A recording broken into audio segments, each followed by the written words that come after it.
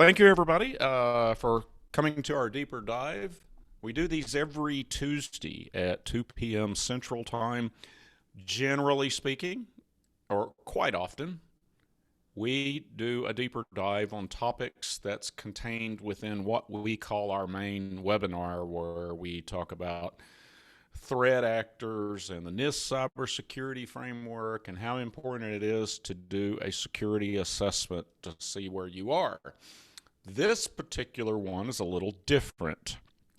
This is where we are taking a look at the trends that Iron Tech and other security organizations learned in 2020 and applying it to 2021.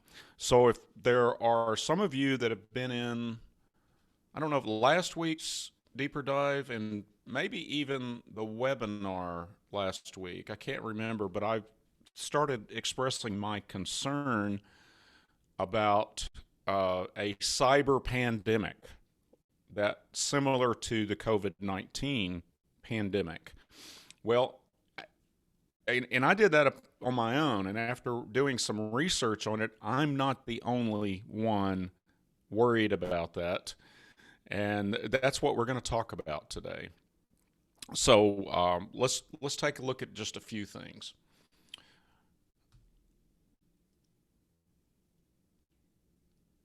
And these are some statistics that we've come across that are very relevant going forward for the next few years. As of 2019, attacks on Internet of Things devices tripled in the first half of 2019, so it's probably even higher now. Internet of Things is a big umbrella term for lots and lots of different things. Refrigerators, your home thermostat, and industrial control systems. And if you're in the water utility industry, those commonly go by SCADA. So SCADA is a subset of industrial control systems, and industrial control systems, or ICS, is a subset of the entire Internet of Things. These are devices that don't have Windows or Mac or iOS operating systems. They do have their own operating systems, but it's all built into firmware that usually doesn't get updated, is very notorious for not even having security built into them, having hard-coded passwords that are just basically nothing more than a published backdoor to the device, and they are just now getting around to making those devices a lot more secure. And what's really scary about that is the firmware culture. The software guys that work with firmware just simply aren't accustomed to securing what we think of as software. Now, it's still all software. It's just some of it's embedded, and that makes it firmware. That's the only difference in the languages, maybe. But it's still software.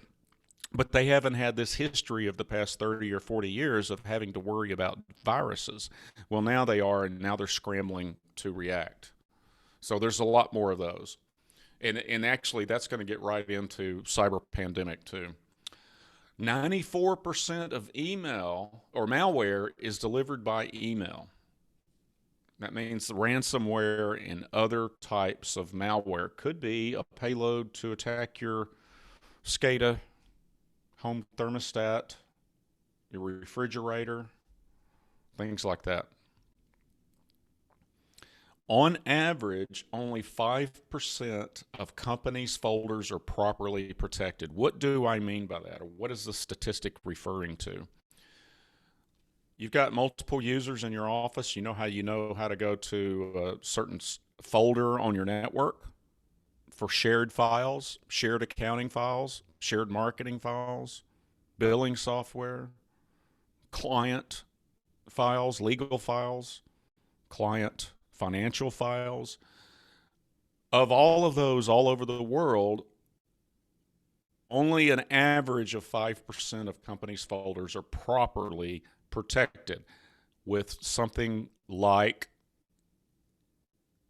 least privileged access. That's an administrative control. That means you just don't share a folder to everyone on the network because that increases your attack surface. I'm not really worried about people, not necessarily worried about people seeing things that they shouldn't. I'm not worried about my people, except those 94% of malware is delivered by email. So if everybody has access to a shared folder and only 2 people need it, and there's 100 people in your company, well, that ransomware attack, I've got 98 more people that can fire off a ransomware attack that they've received through email. So by using the principle of least privileged access and only giving access to those that need it, there's only 2 people in the company that can fire off a ransomware attack on that folder. So that's what that's referring to.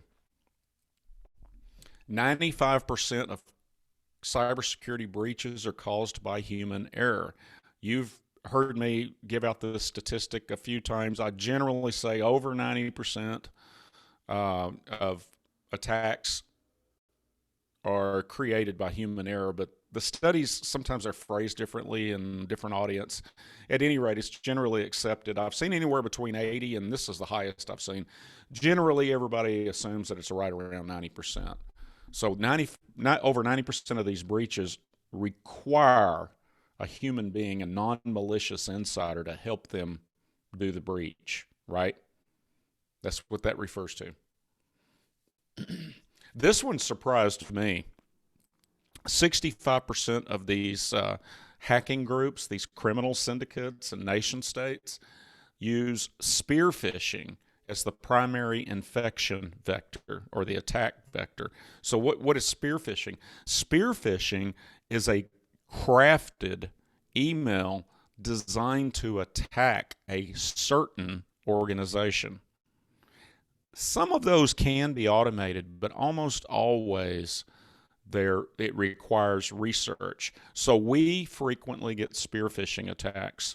Now, someone has probably researched it, and here's a list, and they have a list of everybody that works at a security company, a cybersecurity company all over the world, and now we're experiencing spear phishes.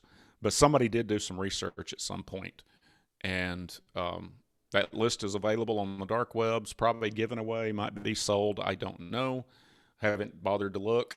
But it's happening to all sorts of companies, not just cybersecurity companies. If you're in healthcare, yeah, you're on a list for being spear phished. And also finance is real big, and that includes accountants. So finance and healthcare are the two, I think that's the 2 largest, outside of cybersecurity itself. Those are the ones, those 3 firms are the most likely to fall victim to spearfish and other types of attacks. This one is another one that I talk about in a roundabout way during the main webinar. Financial services take an average of 233 days to detect and contain a data breach. And this is different than what it was just a few years ago. When this is getting longer, I saw some other research where it was it might be a year or 2 years. It goes back, if you remember, for those of you that have seen this webinar, where the ransomware attack, you find out within minutes, hours, or days. It doesn't hang out for 230 days. But they're also distributing multiple payloads. So like a server backdoor may be distributed with that ransomware attack, and it just sits there benign until another criminal organization or a nation state decides to work through their list of servers to exploit for that backdoor that was installed 6 months ago or 9 months ago in this case, or a year and a half ago. So these are as advanced persistent threats that remain undetected. I have yet to go into a company that's had a successful ransomware attack, install our software, and not found multiple payloads. And that is what that stat is talking about. So if you're an accountant, it doesn't really matter, but just say you're an accountant on this call and you've had a ransomware attack, and if a security company didn't certify that network as being clean, chances are you've got other stuff just sitting there waiting to be exploited, or it's being exploited right now without your knowledge. IT guys aren't going to catch all that stuff. They don't do what's known in the business as postmortems. And the average cost in time of a malware attack is 50 days. That's how much productivity loss you're going to have. Or that's how much time it's going to take you on average to recover from a malware attack. So one of those people that I discovered is the founder and executive chairman of the World Economic Forum. And you guys that follow the news, you know that they're having that meeting in Davos, Switzerland right now. And WEF is who puts that on, right? And this guy, there's a couple of times in here, he's German, so his accent's a little thick on just a couple of things, but we'll talk about what he says here after I play this video. We all know, but still pay insufficient attention to the frightening scenario of a comprehensive cyber attack, which would bring to a complete halt to the power supply, transportation, hospital services, our society as a whole. The COVID-19 crisis would be seen in this respect as a small disturbance in comparison to a major cyber attack. To use the COVID-19 crisis as a timely opportunity to reflect on the lessons the cybersecurity community can draw and improve our preparedness for a potential cyber pandemic. So what he's referring to there is learn from the COVID-19 pandemic and apply that to a cyber pandemic that could be even worse, much worse, like a speed bump, to hitting a brick wall. And there's the World Economic Forum. One of the things that they're doing is they're trying to get people to think worldwide. There's 8 billion, 9 billion people on the planet, and everything happens with modern transportation and the internet. If something breaks out, it happens to all of us.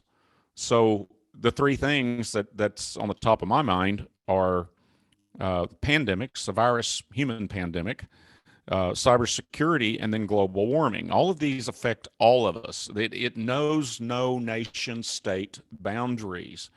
And the only way that we can protect ourselves is to think globally for these things, right? So what he said, that a cyber pandemic is probably as inevitable as a future disease pandemic, okay? So the WEF published some things that we can learn from, studying this. And lesson number one is a cyber attack with characteristics similar to the coronavirus could spread faster and further than any biological virus. For example, if you compared it to, if cyber COVID, so to speak, if a cyber pandemic mirrored the pathology of coronavirus, 30% of infected systems would not show any symptoms, but they would still spread the virus. Half would continue functioning, but the performance would be severely degraded, like staying in bed for a week or ICU. 15% of the devices connected to the internet would be wiped, with total data loss requiring a complete system reinstall. And finally, 5% would be bricked, rendering the device itself inoperable. Now, just that one, if 5% of all the devices, computers, servers, laptops, smartphones, Internet of Things. If just 5% were bricked, that would require 71 million new devices. So if this cyber pandemic occurs, and the United States just suffered the largest security incident in the entire history of this country in early December, revolved around the SolarWinds Orion software platform, if you've been following the news. Um, it was the largest one. It penetrated the nuclear part of our military and energy, Department of Energy, and a lot of private businesses. Microsoft had their source code. I don't know what products, but their source code was accessed because they were using these so-called, well, they're really technical management tools, not really security tools, but they should be secure because of what they allow you to do. If that was just a testing ground and this was coordinated attacks, they could bring these specialists together, maybe just nation states. They could bring, or terrorist organizations, or certain nation states with certain terror organizations could cripple the world's society, economy, and everything in a matter of days. So it couldn't, and so our way of life, if you deliver water and that water supply is interrupted, transportation is interrupted, so the grocery stores are empty, you can't buy any products, it would really be, COVID didn't really have an impact, not that big of an impact, just the people doing a rush for toilet paper and things like paper towels for COVID and the Lysol wipes or whatever. But just imagine if there was no food of any kind or water wasn't there. All the banks are closed and shut down. You have no access to money. Your cell phone quits working. They say that it could be a cyber lockdown so bad that the only social contact would be reduced to people in person visits, copper landline, because that's not digital, snail mail, or shortwave radio. No television, no satellite, no GPS. And we all in that type of lockdown until a digital vaccine is developed. And there is a lot of people thinking that way. It's not just me. The economic impact of a widespread digital shutdown would be of the same magnitude or greater than what we're currently seeing. And recovery from something like that would be extremely challenging because of the sheer number of devices and defensive mechanisms and mitigation strategies it would take, at least with humans. Right now, it's pretty much just, it's a bunch of similar vaccines that's able to take care of it. Now, if we don't do it pretty quick and this thing mutates farther outside of what we developed a vaccine for, that may change. So it's very critical that we get humans vaccinated, because the longer we don't have the planet, and it's got to be the whole planet, the longer the planet is not vaccinated, the more likely it is that there's going to be a variant that the vaccine won't work against, and we'll be right back where we was. So that's similar to what. So now security companies and businesses and governments of all shapes, sizes, your personal family life and everything really need to take this seriously. So what do you do if you're a business to prepare for this or any cyber attack? Number one thing is to get a security assessment so you know what you've got to protect, where it is, what it is, and understand what your organization's security maturity looks like. Does everyone in your organization reuse credentials? They use their pets' names and their birth date year as a password? That's not good enough.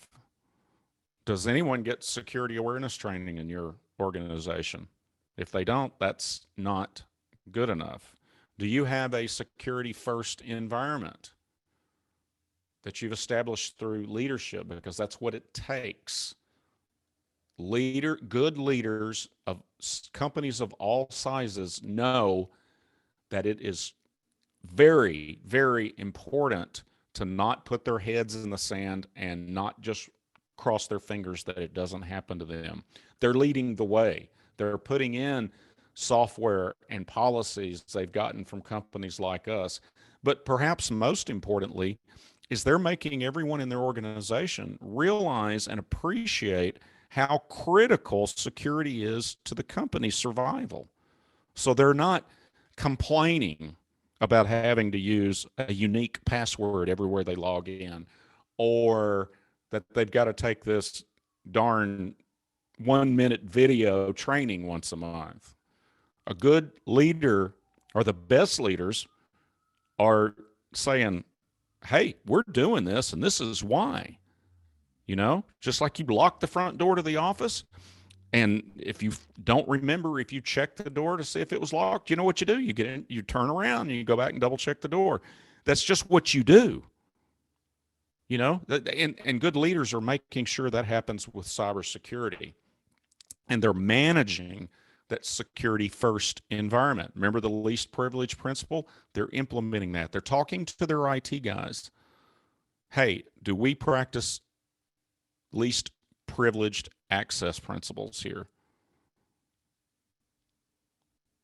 Do we do security awareness training?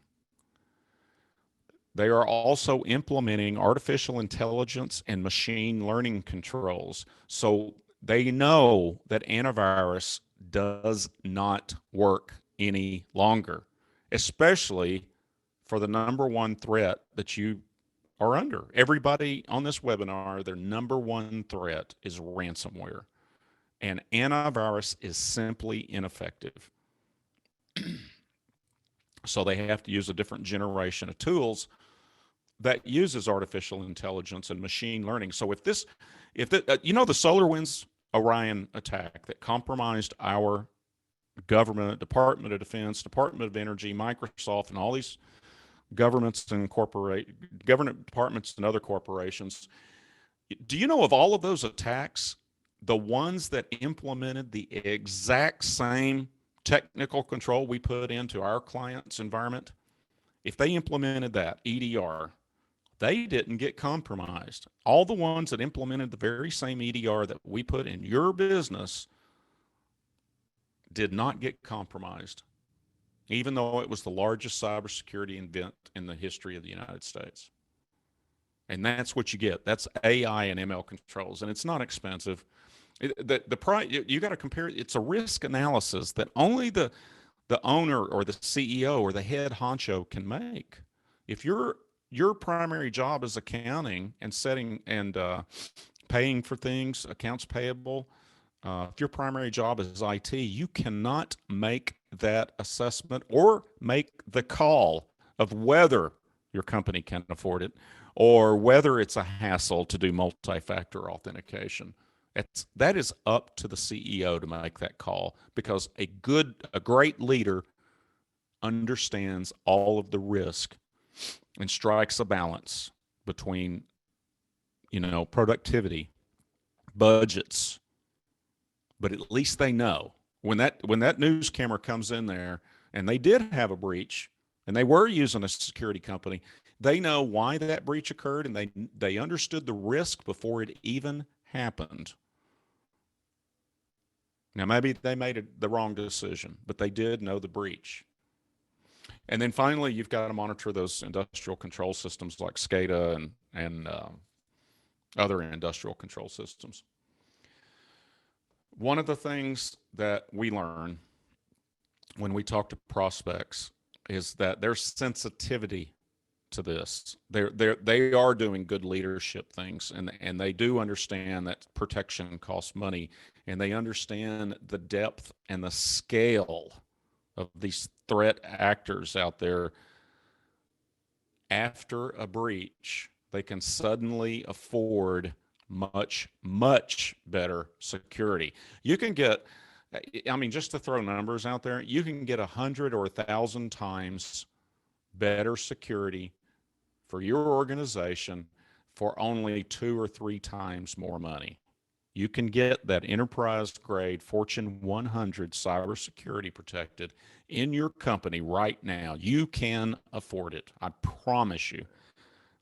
Because if you don't, 40% of you that have, or I mean, if you have a breach, 40% of you are going out of business in 6 months. If you don't afford it and you don't, and you don't implement it properly. You know, our biggest challenge is actually with the managers and those type of people to getting to understand that security first environment. You know, where you're beyond the hassle stage. You okay? We're doing password managers, and if you reuse your credentials going forward, you're fired. If you don't take this cybersecurity training as it goes, continuous awareness training, you're fired. Good leaders are going to coach, and good leaders are going to communicate to the team why it's important that they take that training and they create unique sets of credentials and all of that. That's really good leadership right there. Managers will buy the stuff and then not, and just say, you got to go do this. And if they're not good leaders as well, they'll complain about it in front of everybody. And they won't promote a culture of taking security serious. And I've seen a lot of owners do that. Business managers and owners do those very things. So that's actually one of our larger challenges.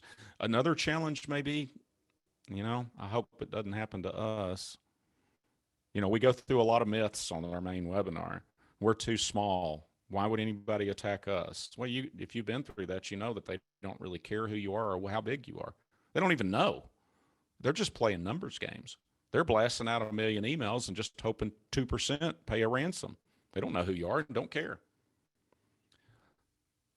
So security assessment is the most important thing you can do, and it's the very first step as a leader to understanding your risk. So give us a call, get one scheduled. I don't know, Kenzie, do we have a link? Yeah, let me throw it in there. My bad. That's okay. I didn't even think about it. But we got a link where you can look at calendars to see what our availability is and get a security assessment on the calendar. It's $4.95. If you've got a state association that you've been through one of our webinars, we can probably make some sort of adjustment on that, because I think all the special codes have expired. I know they have, actually. Yeah, they have. When we do a main webinar, we typically will expire a discounted rate by midnight that night or the next day's midnight. But you've got to do that security assessment. It's by far the most important thing, and it's the first step into changing your environment from being, I sure hope we don't get hit, and I wonder what all of our problems and what all of our risks are, to we've done a really good job of assessing everything, and I think we're 99.99% protected, and you probably will be if you're using a security company to do it all instead of an IT organization. And that's too big for this, and I'm out of time anyway, but there are fundamental differences between those two type of organizations. Some of the myths that I hear most often are from IT guys. We're too small. I hear that from IT people, professional IT people. I mean, work for big companies. You're too small. I work for IBM. You're too small to get hit. At Bob's Floor Shop or Mary's accounting service. You're too small. You ask somebody that works in a Fortune 500 company. You don't really have to worry about that too much. That's not true. It's absolutely not true. You got to worry about it just as much as anybody else. Anyway, I hope you guys got something good, and you can make this doomsday into a positive by getting a security assessment and getting some really good security in your place. Thanks for joining us. We'll see you next week on the Deeper Dive series.